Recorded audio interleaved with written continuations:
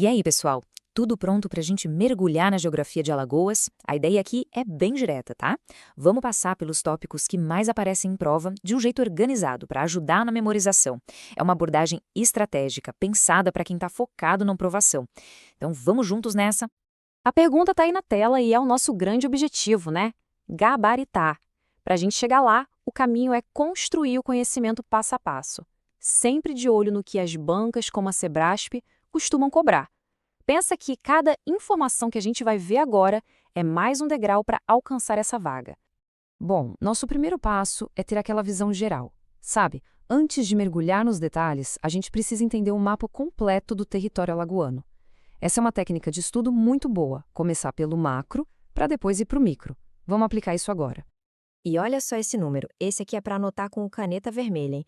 86% do território de Alagoas fica abaixo dos 300 metros de altitude. E por que isso é tão importante? Porque essa característica, gente, define praticamente todo o relevo do estado. É aquele tipo de dado que a banca adora usar para criar uma pegadinha, fica de olho. Agora, dá uma olhada nessa lista. Tenta visualizar isso como se fosse um corte no terreno, uma fatia do estado, sabe? A gente começa no litoral e vai entrando. Primeiro, a faixa litorânea. Logo depois, vem umas colinas e morros. Mais para dentro, o terreno aplana, é o pediplano. Aí começa a subir de novo, na encosta do Planalto da Borborema. E, claro, espalhadas por aí, as planícies dos rios. Memorizar essa sequência é uma baita ferramenta para a hora da prova. Beleza. Agora vamos juntar duas peças desse quebra-cabeça. O relevo, que a gente acabou de ver, e a hidrografia, ou seja, os rios. É bem lógico, né? A forma do terreno é que vai dizer para onde a água corre. E em Alagoas, isso é super bem definido. Esse esquema aqui organiza os rios de Alagoas de um jeito bem visual. Basicamente, é como se a gente tivesse dois times de rios. De um lado, o time Atlântico, com os rios que vão direto para o mar. Do outro, o time São Francisco, que são os rios que desaguam no Velho Chico. Uma questão clássica de concurso é misturar os nomes desses dois grupos. Então vale a pena gastar um tempinho memorizando quem é de que time, ok? Certo, já entendemos o chão e a água. Agora, vamos adicionar mais uma camada de informação, a dupla clima e vegetação. E o grande astro aqui, de novo, é o Oceano Atlântico. É a influência dele que vai definir como é o clima e, por consequência, o tipo de vegetação que a gente encontra em cada pedaço do estado. Olha bem para esse mapa. As cores já entregam tudo.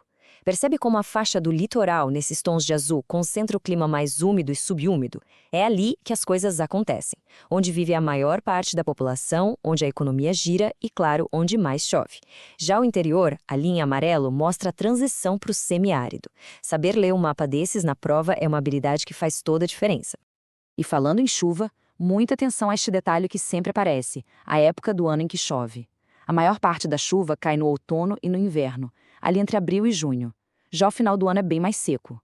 Esse padrão, que é típico do litoral leste e do nordeste, impacta tudo: a agricultura, o abastecimento de água e até o risco de enchente na capital. Vamos aplicar tudo isso num estudo de caso bem prático. É um tema quente para concursos. A Área de Proteção Ambiental, a APA de Santa Rita. Mas antes de falar da APA, vamos firmar esse conceito. O que é uma unidade de conservação?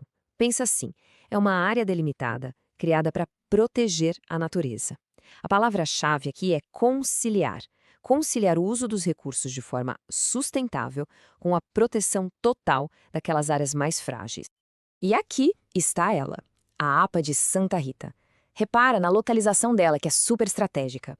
Ela fica bem no encontro dos rios Mundau e Paraíba com o mar. Esse complexo de estuário e lagoa funciona como se fosse um berçário para a vida marinha e também o escudo natural que protege a costa.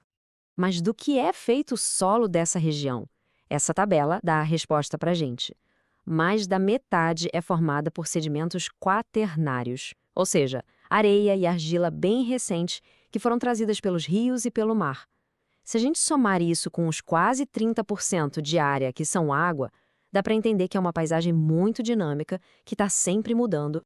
E aqui a gente tem a conexão perfeita entre a atividade humana e o impacto no ambiente. Essa citação é um resumo do que as provas adoram cobrar, a relação de causa e efeito. Onde tem plantação de cana-de-açúcar de forma intensa, principalmente nas encostas, a erosão do solo aumenta. Simples e direto. É isso que a banca quer saber. Para fechar o nosso roteiro de estudos, vamos dar um zoom na capital, em Maceió. A cidade tem umas características geográficas e econômicas bem particulares que, com certeza, podem pintar na prova. O clima de Maceió, no geral, é quente e úmido. Isso é o básico. Mas a informação-chave, o pulo do gato para a prova, está no último ponto. A urbanização, com muito asfalto, muito concreto, faz a cidade guardar mais calor do que as áreas rurais em volta. Isso cria um microclima próprio, um fenômeno que a gente chama de ilha de calor. E na parte econômica, não dá para esquecer disso aqui. O subsolo de Maceió é rico em salgema. Isso fez da cidade um polo da indústria química que chegou a produzir metade de todo o cloro do Brasil lá nos anos 80. Percebe? É uma informação econômica, mas que tem uma base geológica. É esse tipo de conhecimento integrado que as bancas valorizam muito. E para a gente terminar, eu deixo esse desafio aí na tela. Essa pergunta não é para decorar uma resposta pronta, é para raciocinar. Como é que a cultura da cana, que a gente viu que é super importante, impacta a erosão do solo justamente naquela área de proteção que a gente estudou? A habilidade de conectar esses pontos é o que separa quem passa de quem fica pelo caminho. Continue praticando essa conexão de ideias, tá bom? Bons estudos e até a próxima!